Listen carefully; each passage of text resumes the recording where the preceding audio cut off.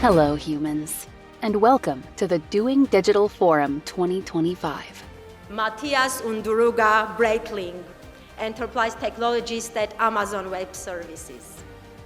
Matias, your journey in Amazon Web Services as an enterprise technologist where you leverage your deep expertise in technology and transformation to support customers is truly inspiring, and we are eager to hear how generative AI is shaping the future of e-commerce, particularly through real-world case studies from Amazon.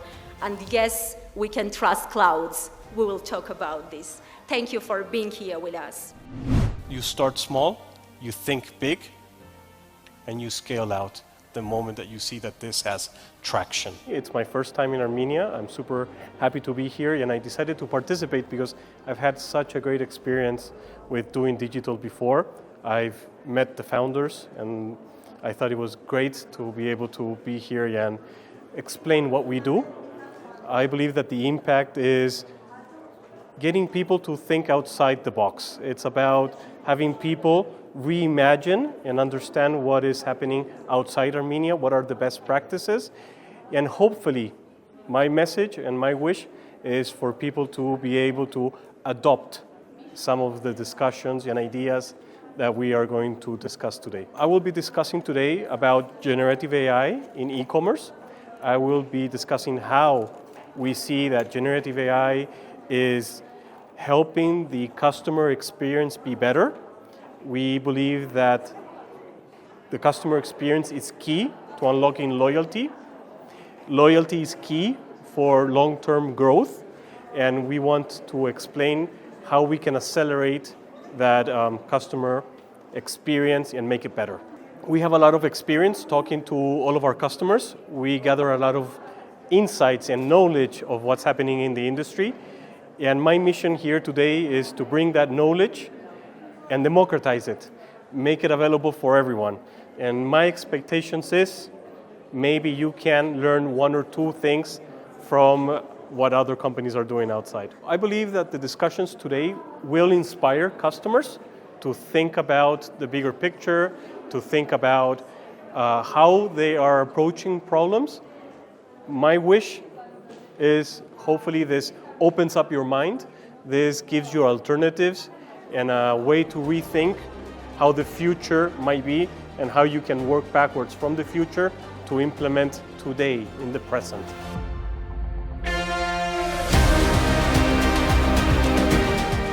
The things I hate to do, I delegate to AI. Not the things I love to do, and that allows me to be more productive. Amazon has been innovating for over 25 years with AI. We're not new to AI. We sell 8,600 products per minute. Can you imagine that? By the moment I finish this talk, we'll most probably sold 25,000 products. We have billions of interactions with Alexa every single week. Those interactions are powered by AI, by speech recognition. They're trained models, and we're going even farther now with Alexa Plus. Alexa Plus allows you to have a generative AI conversation. It's becoming truly your first AI assistant. We do 1.6 million packages every single day from our fulfillment centers. It's an orchestration that can only be done by AI. It's impossible to have a human plan every single movement for a machine, for a robot, so they need to be able to work autonomously. The way I see AI helping consumers is I used to go on a search engine and search for products. It would take me 1-2 clicks. I would find a page. Maybe the page had a pop-up, a banner, ads. To be honest, the user experience wasn't great when I was doing research of products. The way I do research today is that I would go to an AI and ask questions and give it context. Say, I'm thinking about traveling, I'm looking for a camera, which would be the best camera, waterproof, I have kids, it has to be kids friendly, they're going to be dropped, it has to be rugged. and I'm able to have a conversation. And that conversation is much better when it's a two-way conversation than it's when you're only searching. So I believe the user experience is already getting better. I believe that a lot of people are abandoning the old ways of searching on a search engine, and they're looking into, well, how can an AI or a generative AI help me do the discovery of the products that I'm looking for. Within Amazon Web Services, we have a service called Amazon Bedrock. Amazon Bedrock is the simplest way for you to build your generative AI applications. It's a service that we built thinking about giving customers choice. We have more than 188 models of generative AI where customers can choose. We bring in security. All of your data stays within your account. We never train our models on your data. We don't have access to it. So we believe that your data needs to remain true to you. We bring in governance. We allow you to build guardrails.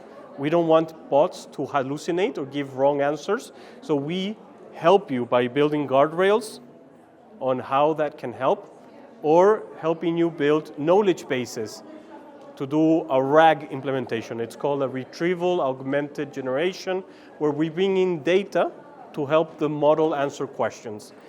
All of these services are built within Amazon Web Services, within Amazon Bedrock, and this is how we help customers and democratize access to generative AI. We build all of our services thinking about privacy, governance, security, and for us this is the most important for our customers who are enterprise companies. I believe that for them, they are also thinking about how can we bring in security and governance within generative AI, and this is how we support them.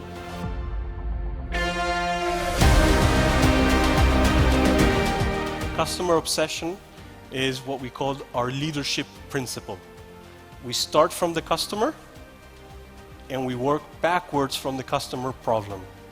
Whenever you go into a meeting and someone says, I want to build a new button on the website, the first question is not, is the button big, small, how much money it's going to bring? The first question is, what customer problem are you solving? How many times have you heard from a team, why aren't you moving forward? Oh, I'm waiting for my manager to make a decision. And the manager, well, he's waiting for the other manager.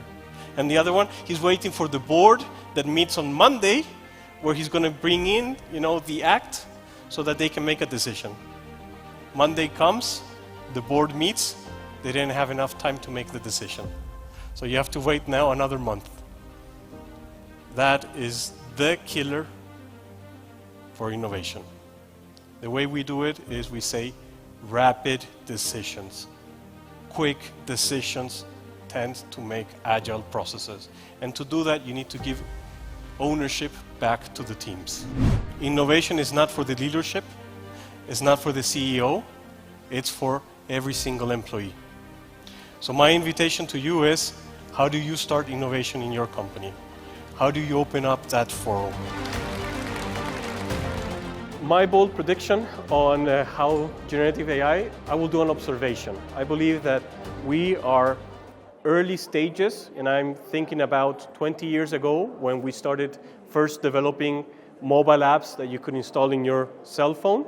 We started tracking how many downloads, how many people are now visiting my website via a mobile browser, how many people are purchasing through my mobile applications. And we built a whole channel which was purchased through apps.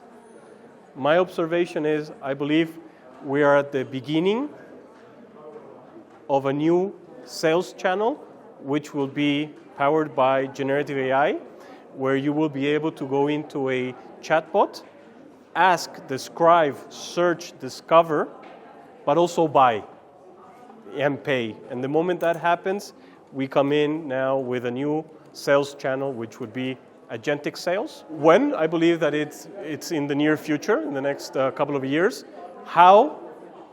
Well, that's up to every single company to start their own journey. And I think it's important to start, because once the technology is mature enough, it will be available for everyone.